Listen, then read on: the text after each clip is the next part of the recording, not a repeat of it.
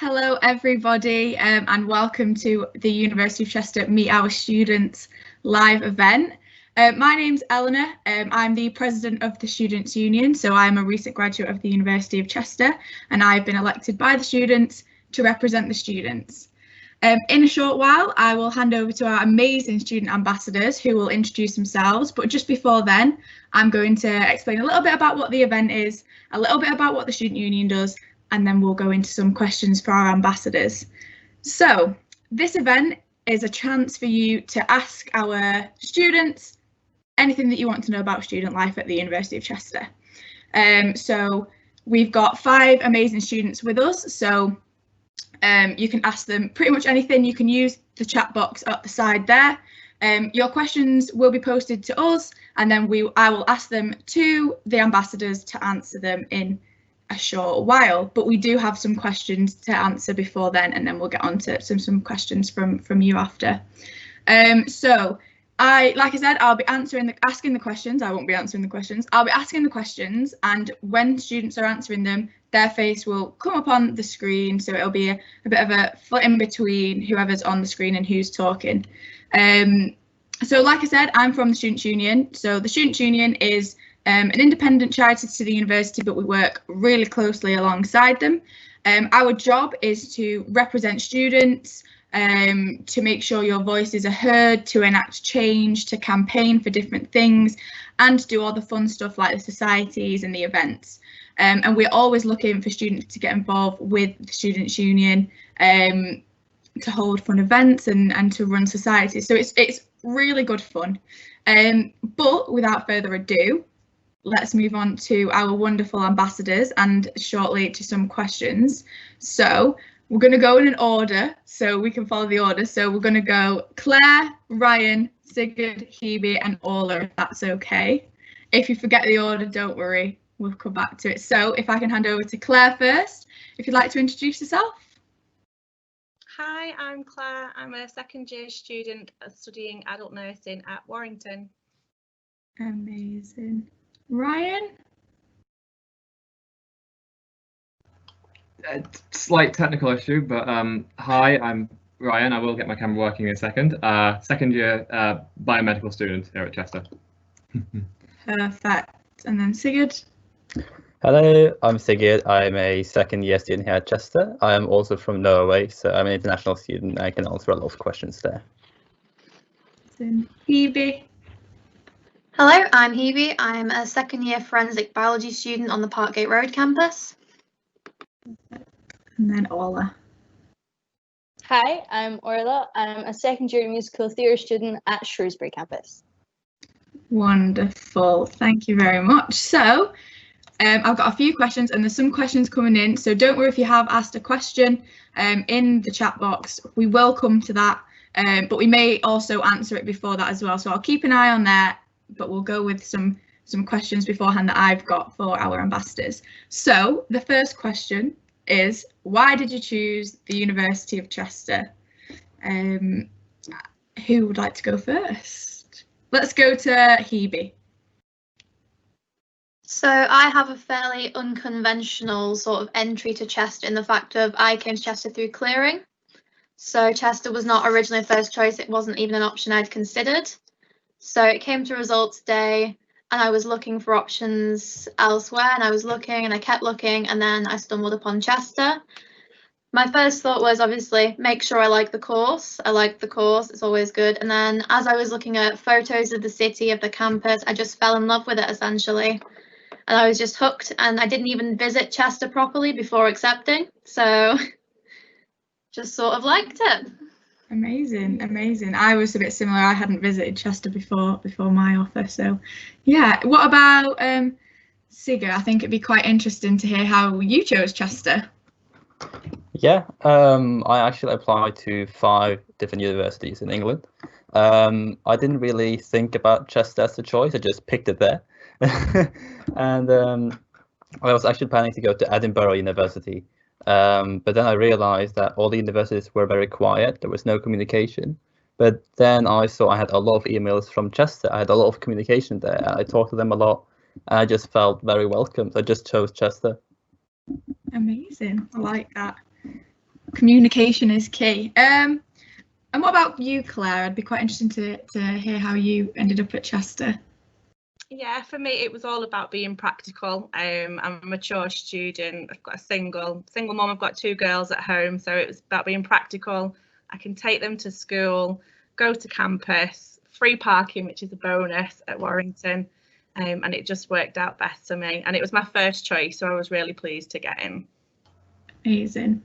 And Orla, what about you? So I'm at the Shrewsbury campus, and I came here for my audition. Obviously, I'm not from England, from Scotland, and choosing a school down here was quite important. I needed to know kind of everything, and I had, like Sigurd said, I got a lot of communication from the university, a lot of back and forth, and when I came here for my audition, I just fell in love with the staff, fell in love with the Guildhall, and just Shrewsbury in general. So it was kind of a no-brainer where to go, really. Amazing. Now, I know, Ryan, you haven't got your camera on yet from what I can see, but why did you end up choosing the University of Chester? No, thank you. Sorry about the camera. I'm fiddling. But I chose the university. So I guess you could call my sort of process a bit more standard by comparison. I sort of came to a normal place. I came to an open day. Really fell in love with the university and what the course offered, but I completely fell in love with the city. Sort of the architecture and the feel of it. It was just so nice. I honestly didn't want to leave, sort of, because I felt like I wanted to explore the whole thing in one day when I first came here. But the university and everything else was just really nice as well. Amazing. Thank you for that, everyone. So what I want to do, there's a number of questions, and there's questions flooding in the chat, which we love. So I'm not going to ask everyone to answer every question, but I just thought the first one was interesting to see how different people use different channels and why they chose Chester. So the second question is, how did you find settling into university? So how did you find like things like Welcome Week, and how did you meet new people and things like that? Did you get involved in any activities, and if so, what activities were they? Or I'd be quite interested to hear how it was at Shrewsbury.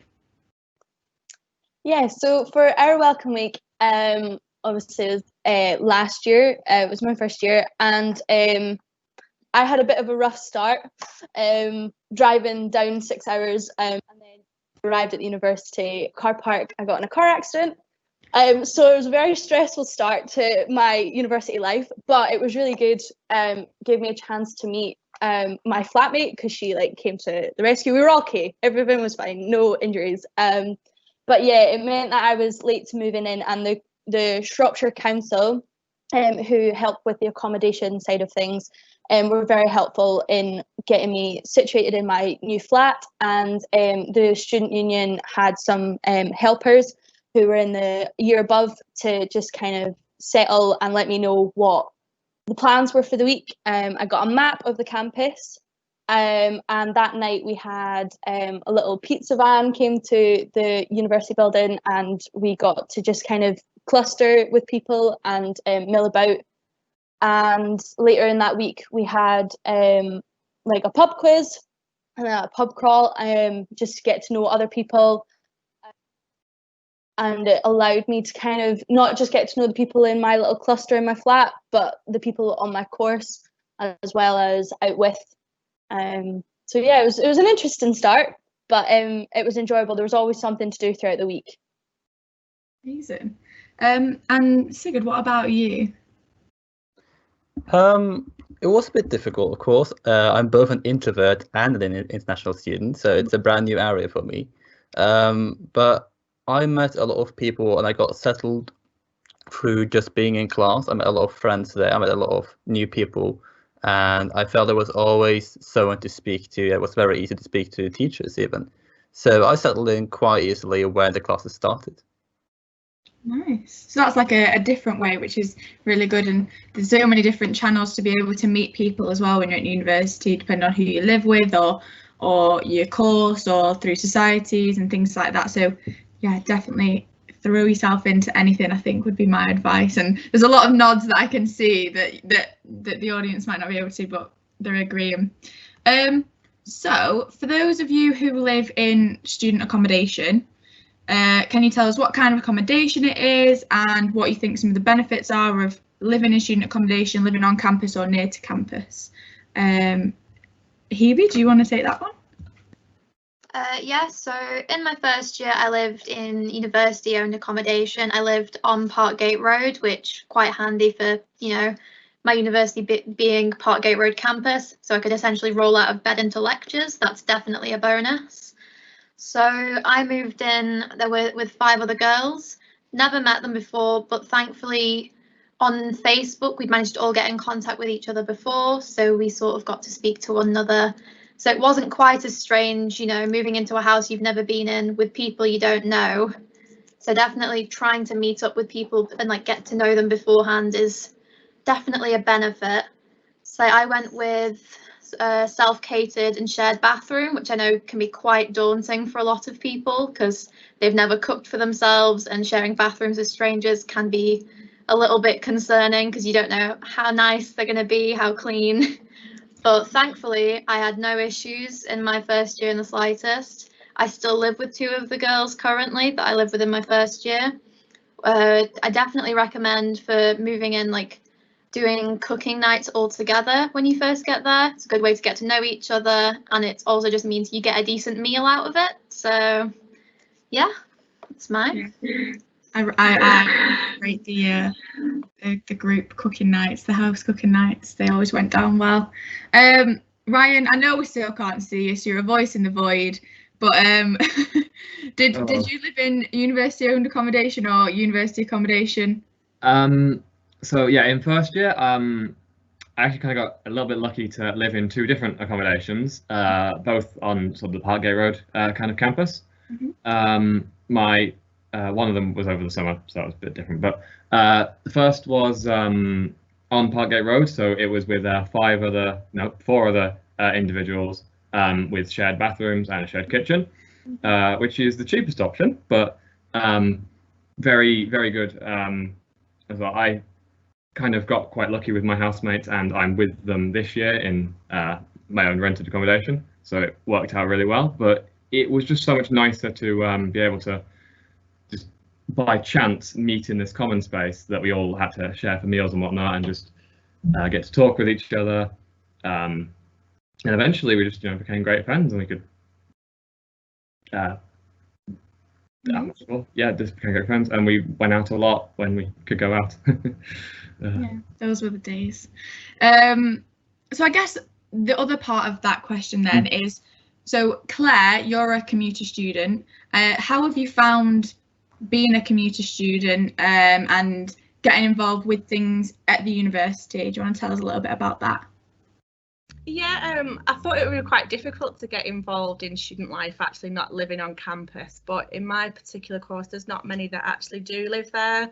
More live at home, they've got their own families and things, so and there's so many opportunities that you can get involved in, whether it's helping out on student open days and things like that. So just get involved, don't kind of like just sit there and hide back. If there's something going on, see if it's for you. Yeah. Amazing advice. Completely agree. There's also a question that's come in that I just want to pick up that's kind of more aimed at you, Claire, and it's around adult nursing. I've lost the question now, but do you just want to tell us? Oh, there it is. So what's the best thing about adult nursing, and how are placements at the moment in like a COVID world? Placements are still going ahead. It is scary, I'm not going to lie. You walk into a ward or your community setting, there's PPE, there's new rules you've got to follow. But as long as you stick to it, you follow the instructions, you keep yourself safe first of all. But yeah, they are definitely going ahead. You'll do a placement in community, a medical placement and a surgical placement. My next placement's actually in the main theatres at Warrington in a few weeks. I'm really looking forward to that because that's where I want to end up. But I think the best thing about adult nursing is there's such a broad spectrum. You've got people like, say, from 18 coming out of the children's services all the way through to end of life care. There's something for everybody. And the simulation suites at campus are really fun because that's where you're going to get your chance to practice your skills, make your mistakes there. So you don't want to seem like you're overconfident, but you've still got to treat it as if it is a ward environment. And it's good fun, and everyone does enjoy the skills days and simulation days on campus. Amazing. No, thank you for that. I just thought that was a really interesting question to ask, as a couple of people had asked it. So thank you. I guess I'm going to hand over now to our international student ambassador on this call. So how have you found your experience at the university on a whole? On a whole, I would say I'm very happy with it. It's been a very good experience. I was initially afraid in the beginning that I might be left out. There might be some difficulties here and there, getting used to England, getting used to Chester. But surprisingly, that wasn't the case. I received a lot of help from the international office. I made contacts through volunteering. I made friends. It's actually a very easy, good experience, I would say, without really going into detail anyway. No, that's good, and I guess especially now in sort of this COVID environment, it's even more sort of daunting for every student. But how's that been as an international student? Well, it's difficult. Of course, I'm in Norway as we speak right now, and I can't come back. So of course it is difficult. I'm sure I'm not the only one with that experience. But you know, I can do class as usual. I can talk with friends as usual. It's just all digital. You know, it's not as daunting. It's not as difficult or as scary as you might think. It's just something getting used to. Yeah. Yeah, no, that makes sense. Okay, amazing. So this past year obviously has been incredibly different. I was going to say a little bit different, but it's not a little bit, it's a lot different. So how have you found blended learning, and what have you found that some of the benefits to blended learning are? And I'm going to come to Orla first on this one. So blended learning was a bit difficult to adjust to, because my course is obviously so practical, singing, dancing, acting, the whole shebang. So trying to adapt that to an online world was quite difficult, and the lecturers have been amazing in supporting us, and we have a great tech team who I know for a fact that I bothered them day in, day out the first week that it all went down. Because obviously not everyone has access to Teams, not everyone has access to what we need, but thankfully it's all been sorted now. Singing online to a camera, not the easiest. Speaking online to a camera is not the easiest, but like it's already been said, once you adapt, it kind of becomes second nature. And I'm just thankful that at least we can still do things like this. We can still do our lectures.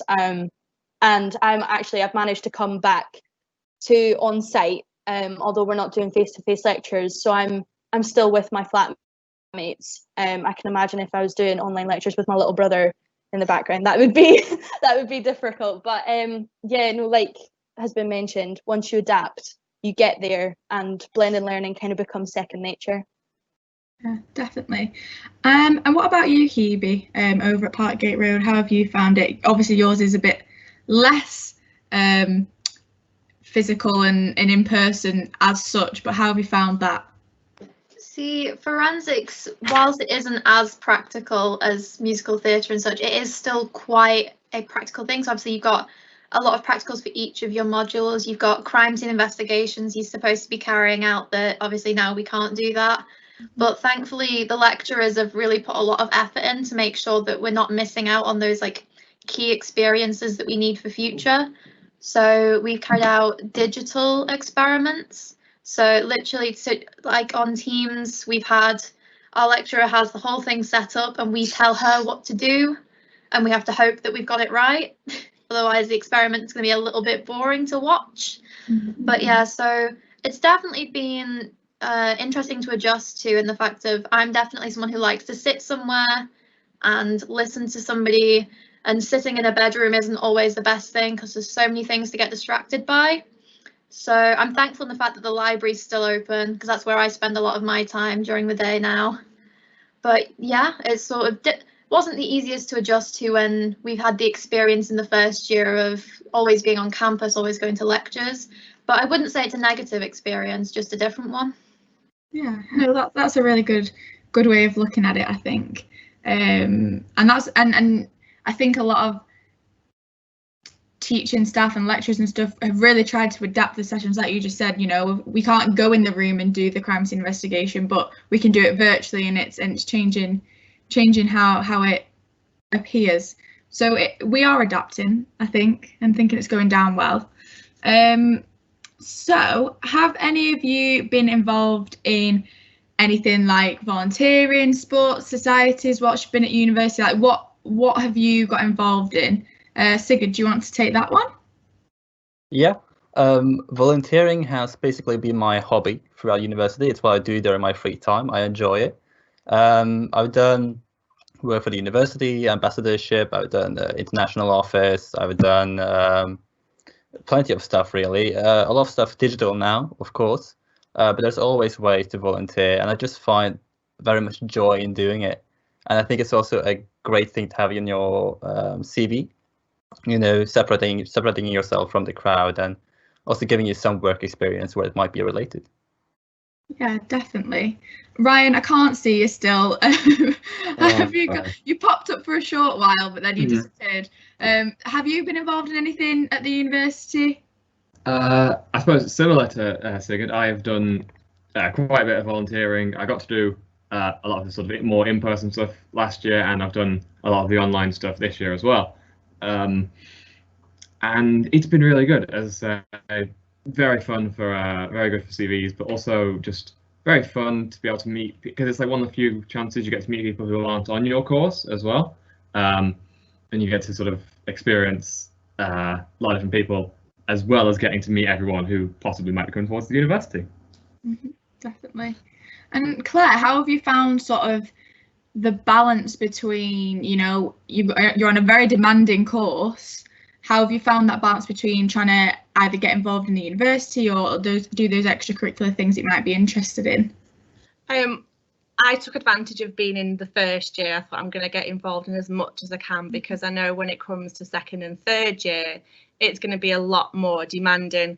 And I'm also the student experience rep for the adult nursing cohort. So any concerns or issues or improvement ideas that we have, we'll get together with staff and have meetings.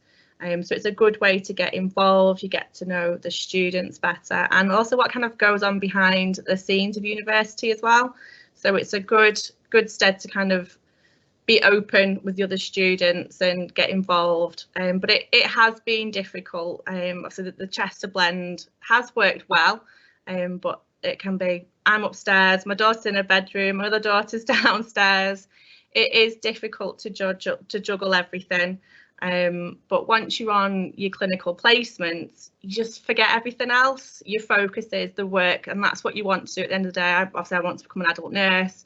You forget that you're a university student. You're just part of the workforce, and then after your placement, you think, oh gosh, I've got assignments to do, and you've got to get back into your revision. But it's good because all the lectures are recorded online, so if you've forgotten something or you just want to go back for clarification, it's a benefit that's there for us as well. It definitely helps.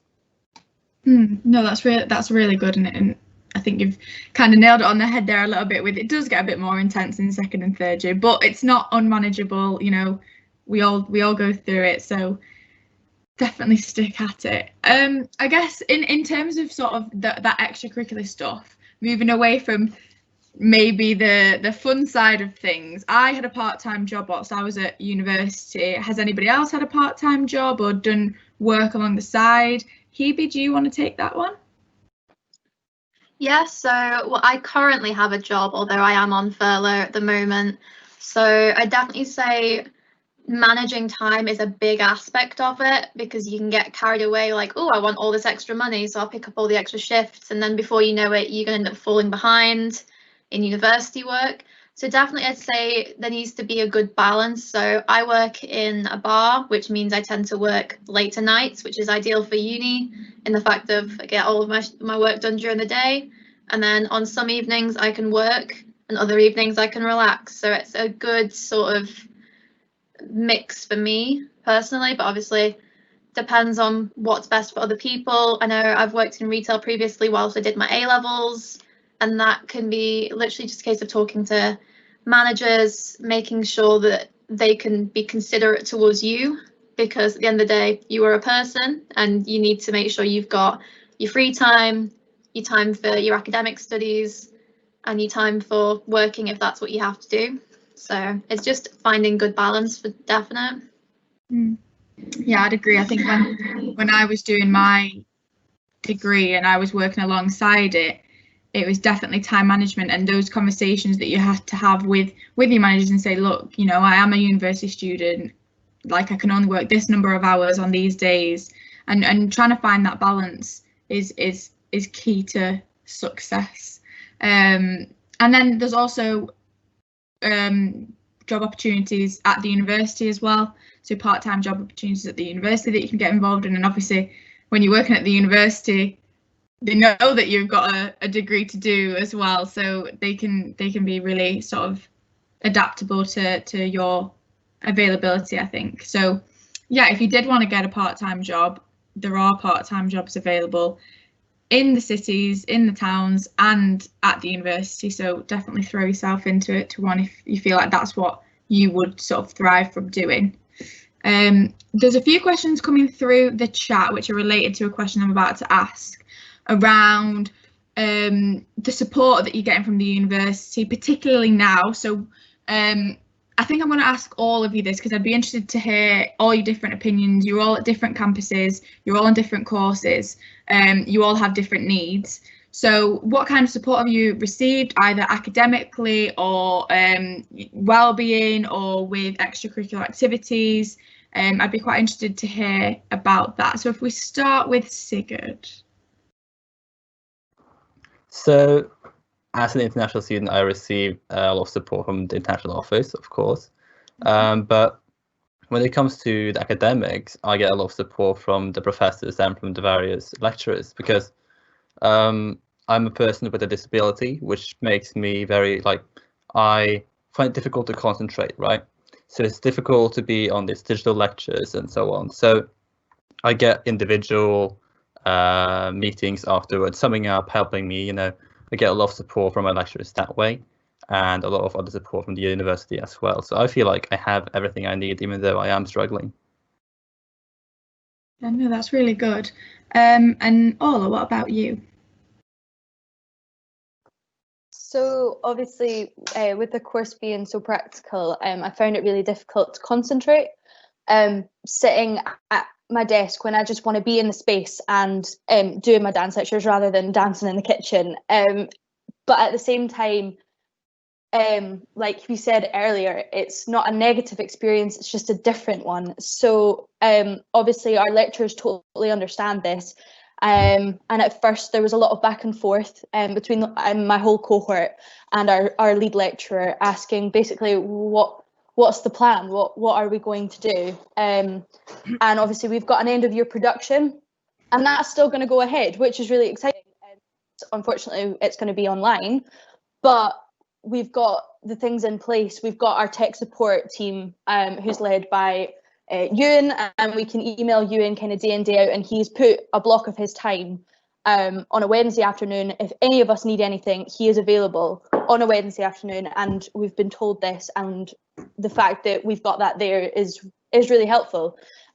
There's not really anything that the university can do other than can just say, well, we're there for you if you need us, and it's good that we know that and they're there to be used. Yeah, amazing. And Ryan, we can finally see you.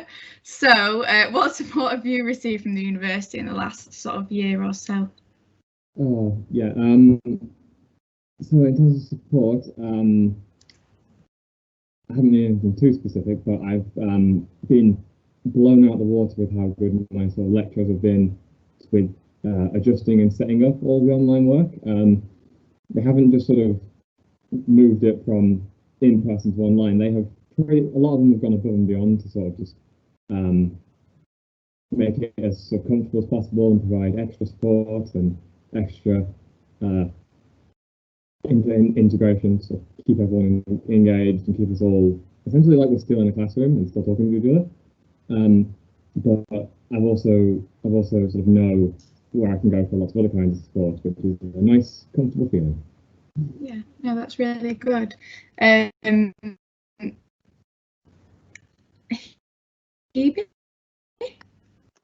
Yeah, so obviously my academic support has been really good the whole time, but especially for me being in second year, we have work-based learning module, and so the issues with the placement at the moment and trying to find placements that obviously we can actually do that are relevant to my course, it's quite slim pickings at the moment. So I'd say the support from the work-based learning team and the careers team in trying to get all that sorted has been really beneficial.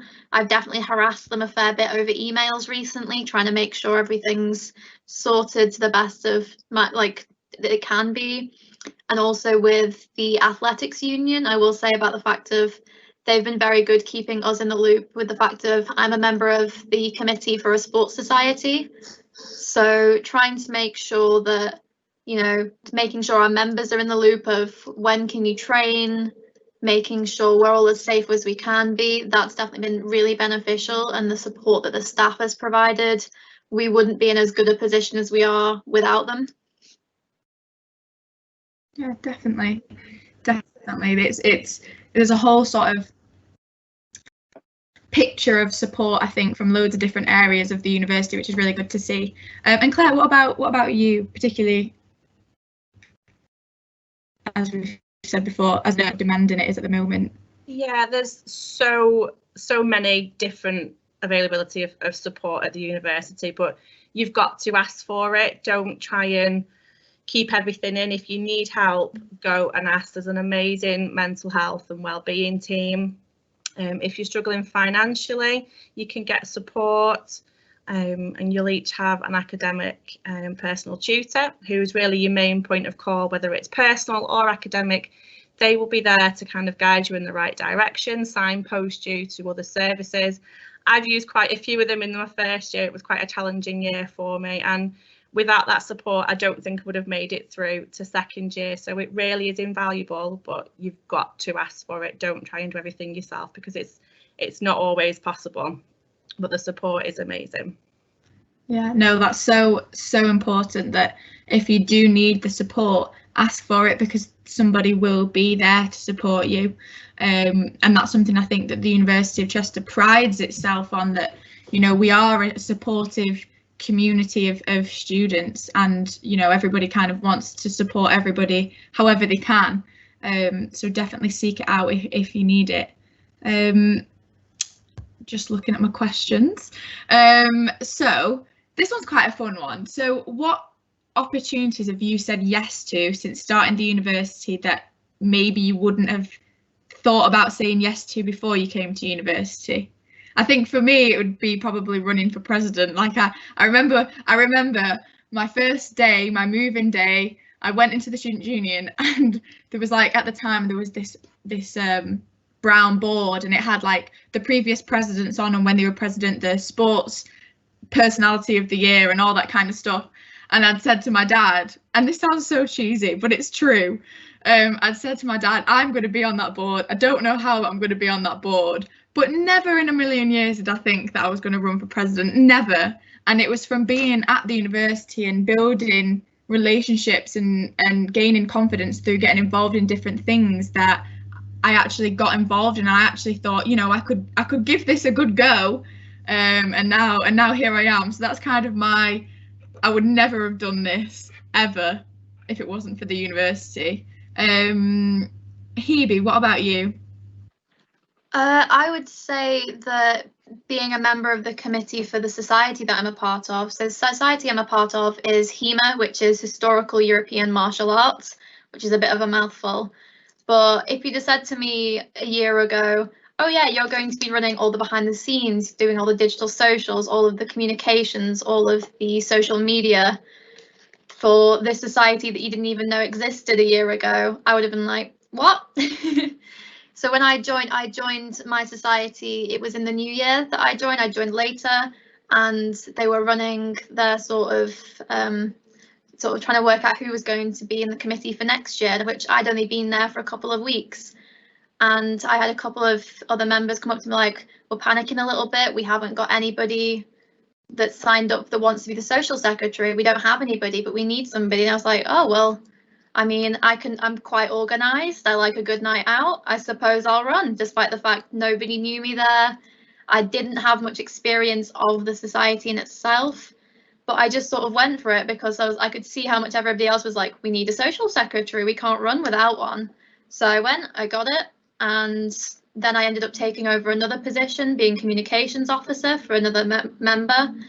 And it's just been plain sailing since there. But if you just said to me a year ago that I would be doing the things I am now, I wouldn't have believed myself, really. That's so true, so true. And I think so many students will probably have a similar kind of, this is the thing that I suggested that they possibly would never have dreamed of. And I think it's even better that you were so new to the sport, and then now you're a massive part of it. So yeah, that's really good.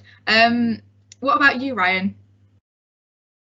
So I'd say one would definitely be this. This is sort of my first time doing sort of a live Q&A style session, so that's quite fun. But also, I've said yes to quite a lot of the opportunities put out by the Careers and Employability Centre, which has been sort of surprisingly helpful. They've been quite small, and of course, you've kind of got to go into a sort of career eventually. But kind of saying yes to sort of the different offers they've put forward for me to work in sort of labs and get some good work experience has been a little bit daunting, because it does feel like quite applying for a full-on job, but it's made so easy here. Yeah, no, that's so true. Completely agree with that. And it is just amazing that you just don't think when you come into university that you'll be doing some of these things, and actually when you get here it's sort of second nature to say yes, I think sometimes. What about you, Sigurd? Oh, muted. There we go. Well, see, I've said before that I am very much an introvert, right?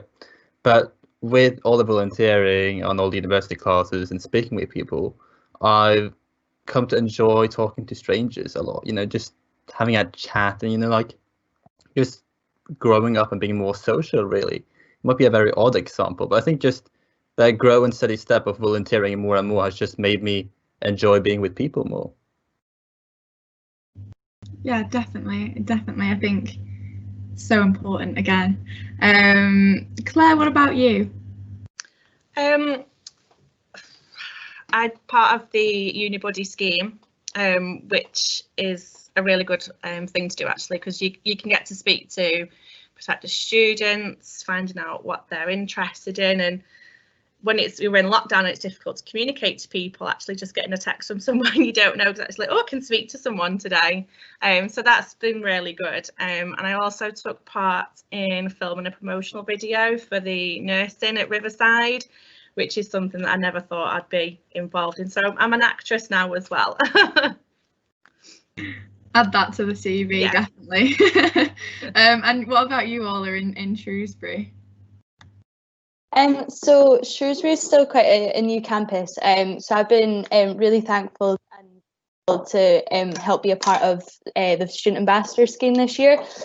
When I first moved down, obviously moving such a long way, I was really kind of angsty about it, but I got talking to the student ambassadors, and literally after Freshers Week last year I said, right, that's what I'm going to do next year, because it was just nice to have someone my own age to support me through the first week. The lecturers are great and the health and wellbeing team are amazing, but sometimes it's helpful to have someone closer to your own age. So I've been a part of the Student Ambassador scheme this year, and obviously with it all going online, some of the plans that I had imagined last year haven't happened, but it means I get to do stuff like this. And like Claire, I was also part of an advertisement video for prospective students, so putting my acting skills to the test there. But yeah, no, it's just getting yourself out there and replying to the emails to say, yeah, I can do that for you, no bother.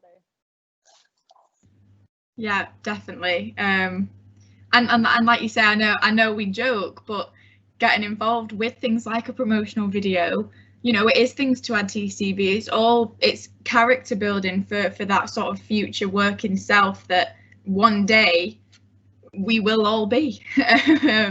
So it seems, you know, at the time you might think, oh, I can't really be bothered getting involved with that, when actually you might look back and say, I really wish I did say yes to that, because look at sort of what's happening now with the people that did get involved. So there's a few questions coming through the chat around Shrewsbury, Chester and Warrington, and what there is to do and what there is to get involved with in the towns and Chester City. So we have our campus experts with us. So I'm going to go to Ola first. Tell me a little bit about Shrewsbury, what's to get involved with, places to meet friends, coffee shops, that kind of stuff. Yeah, so Shrewsbury is a great wee town.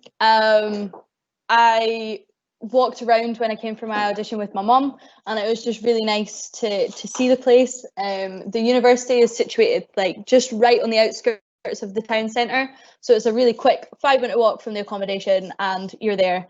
It's really lovely. There's a big park, it's called the Quarry Park, and it's huge, perfect for going for runs if you're into that. I'm not. Perfect for meeting up for a coffee, which I'm into. So like we just go for walks around there. It's like right on the River Severn as well, so some really nice photo opportunities. And there's lots of like little small local businesses rather than you know, your big corporate things. There's 2 shopping centres filled with your usual like Primark, Topshop. And yeah, there's lots to the train station as well. So obviously, COVID not existing, you can travel very simply and very quickly to Chester or to Liverpool, Birmingham. Just hop on the train. So yeah, so it's a nice wee town, and there's plenty of places you can meet. Like for myself, there's an Amdram Society, so I gave that a bash. You know, there's something for everyone here. Yeah. No, amazing. And Claire, what about in Warrington?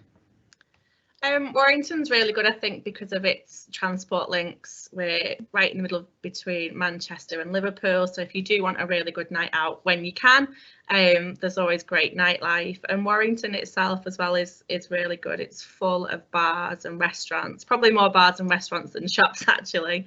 But there's so much to do. There's cinemas, ice skating, shopping, history, gardens, whatever it is that you're into. I think you'd find something locally.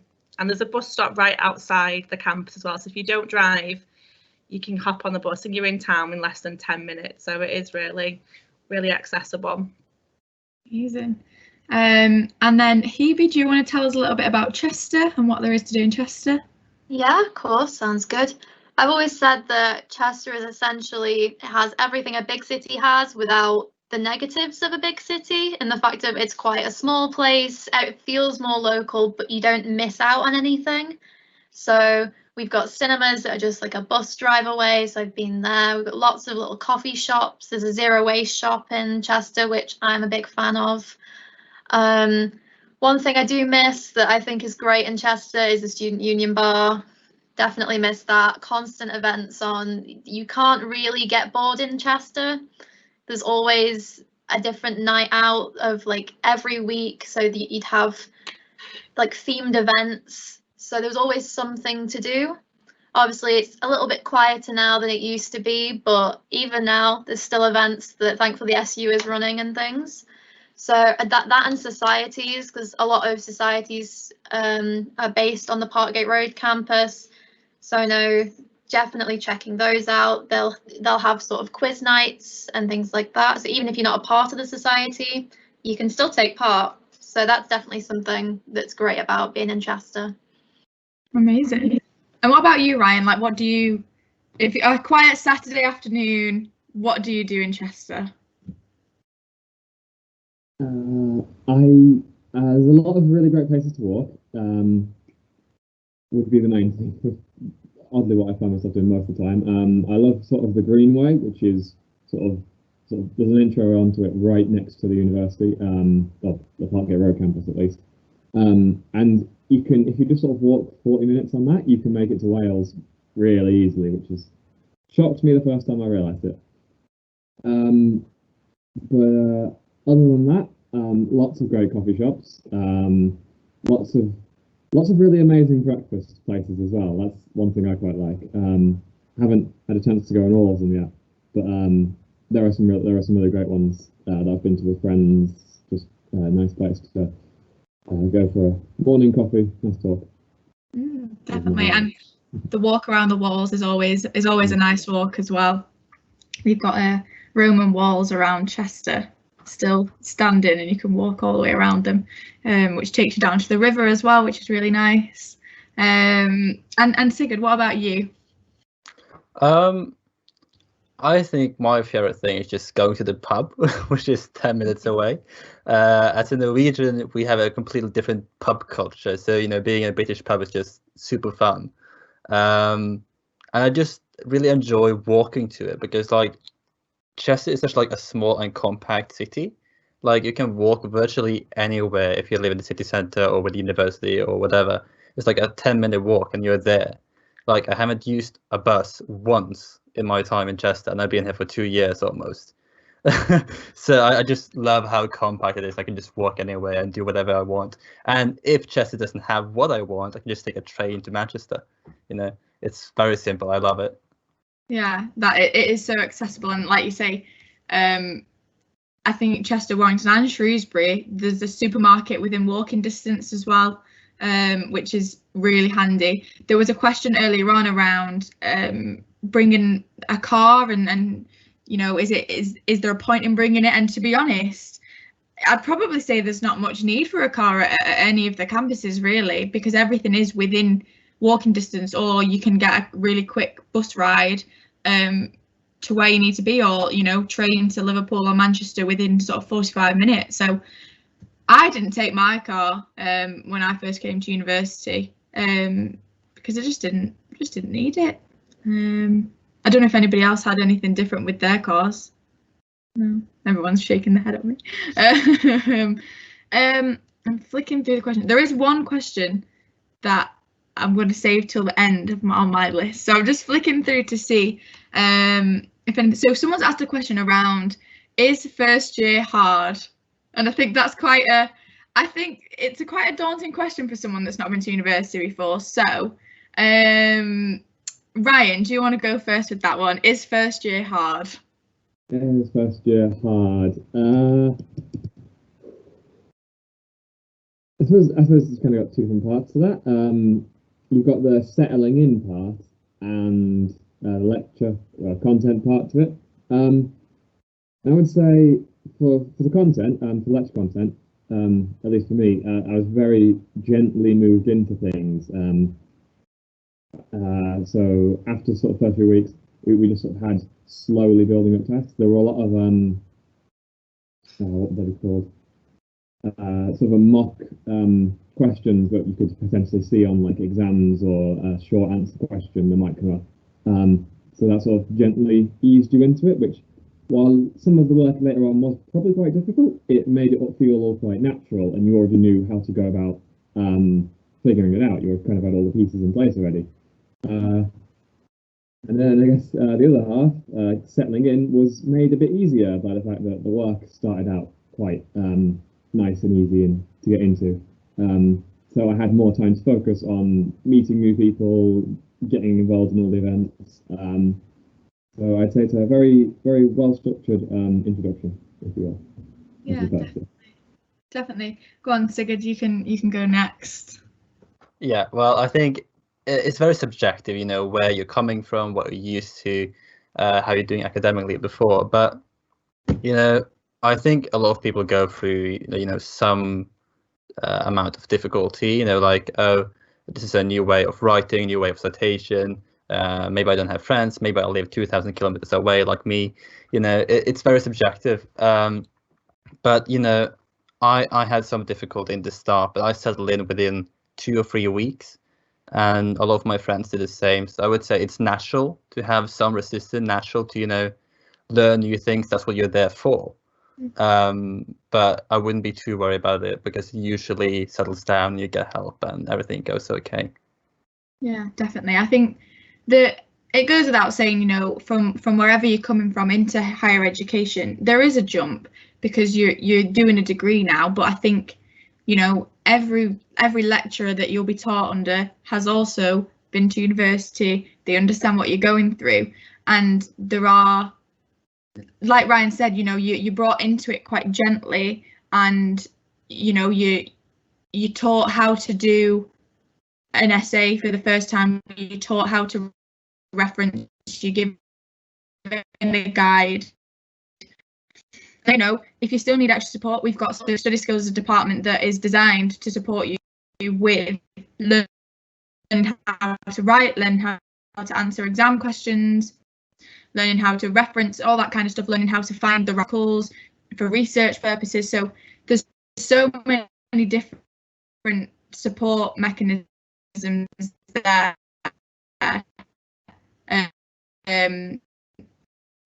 If you need them. People just disappeared on my screen. But I'd be quite interested to know what Claire thinks of this, because she's a mature student, you know, not necessarily the traditional channels to coming into university. So how was that first year for you? It was definitely a transition period. I'd been out of education for 15 years before I did an access course to then get into University of Chester. But it felt like it was the hardest year ever. But now I'm in second year, I'm like, please can we go back to first year, because you do realise it does level up going into level 5, level 6 as you're progressing through your degree. But the support's there. Study skills is a really good example of that, and do take advantage, because you can have, I think, is it up to 15 sessions each year with study skills, so whether it's maths or writing, your references, help with presentations, utilise what's there. But yeah, I'd give anything to go back a year, and it did seem a lot easier, but it is manageable. It's just being organised, making sure you know your deadlines, keeping to a timetable, which I'm not particularly very good at. So I've got 2 assignments that are due soon, so I need to get cracking on. So I am conscious of time. So I've got 2 more questions I want to ask. I'm scanning the chat box, and I think in one way or another we've answered the questions. I think that's what we're going to say. If anyone can pick out any questions before we leave, in case you think we haven't answered them, or you want to go into a little bit more detail, then please just kind of wave or chip in at any point. But the 2 questions that I want to ask, what, in your opinion, has been a particular Chester Shrewsbury Warrington University highlight so far this year, or since sort of in 2020, so either moving into the end of the academic last year or into this academic year? Orla, do you want to go first with that one? What's been your highlight? So the end of last year, obviously with COVID kind of happening just before our term ended, we kind of had to rush about doing our end of year production. But I'm really thankful the university worked really hard to let us still do it. So we still got to put on that show. We still managed to do our assessment. Then when obviously everyone kind of had to scatter back to wherever home is, the lecturers still fought for us to keep learning, even if it was just, instead of our scheduled timetable, just a class once a week. It kept us going. It kept us looking forward to coming back. And then eventually when we did come back, they've just picked up where we left off, and we've managed to keep on going, which has been my highlight, just not stopping. Amazing. Hebe, what about you? I would say my highlight is just all the people that I've managed to meet in the past, like sort of this year and last year, in all the things that I've done. So I've done student dog walking, so I have a partner that I do with that. I've started British Sign Language course, so the amount of all the people that are on that course, all the new members that we've had from HEMA, all the old members from HEMA, just all the people that I've been able to have experience with in my university life so far has definitely been the highlight. I think it's very difficult for me to place, oh, this is my highlight or that one thing. For me, it's just all of the volunteering I've done. I know I say that a lot, but that's just what I do. That's just what I love doing in the university. And there's no single event for me. It's just everything. So, you know, all the chances I have at volunteering is just my highlight. Amazing. Yeah, my internet's a bit bad. I don't know why it's just gone this way, so please bear with. I am still here. Ryan, what's your highlight? Highlight. I would have to say, so far at least, sort of the new kinds of work I've been able to do. So like I had just sort of a little taster in sort of things beforehand, but getting to try out all the new sort of lab equipment and lab work, and also being able to sort of pursue things that I actually really want to study more than what's sort of needed as a base that they give you in sort of GCSE and A levels. Doing it here has been so much more freeing, and I can basically focus on what I am really interested in most of the time, which is just that's my highlight. Well, love that. And then Claire, what about you? What's been your highlight? I think as a nursing student, the highlight is when you get your uniform and you can walk into a clinical setting and you've got that confidence to go and speak to people. You're meeting them when they're at the most vulnerable. And the minute you've got a uniform on, people will tell you anything. You learn so many life stories, people's history, and it's a privilege to represent the university when you go on to placement. You've got to act professional at all times, which is obviously fundamental, but just being able to go into an environment where you don't know people, you don't know their situation, but you can be part of their care. So I think, yeah, getting a student uniform and that responsibility is the highlight for, I think, a lot of student nurses. Yeah, definitely. I hear a lot of stories of the nursing students when they've got the uniform and they're posting about it, which is really nice. So final question, which kind of relates to a couple of questions in the chat as well. So some people in the chat have talked about being anxious when coming to university, or you know, worried about living alone and walking to your classes and things like that. So what's one piece of advice you would offer to students taking in everything that you've learned in your time at university so far? And we're going to start with Hebe. The one piece of advice I would say is just try everything, because I'm of the opinion that to do as much as you can now before you have to be professional and formal in future. Like, university life is the time when you can just have fun, try new things, like try something different that you're not going to have another experience of trying again.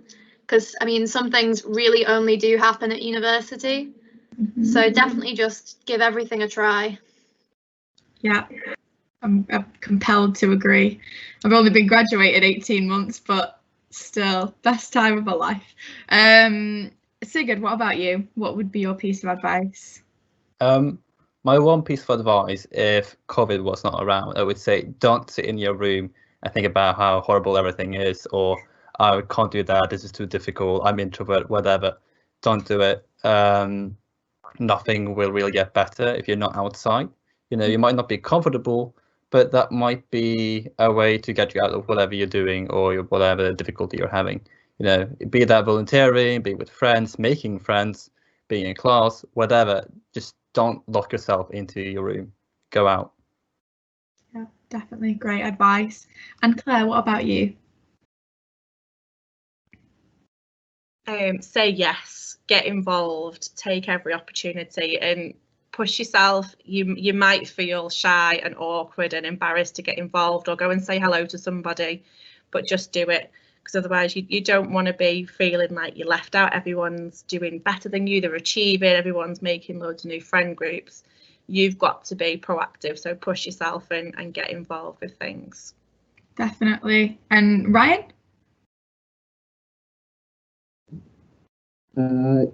Piece of advice,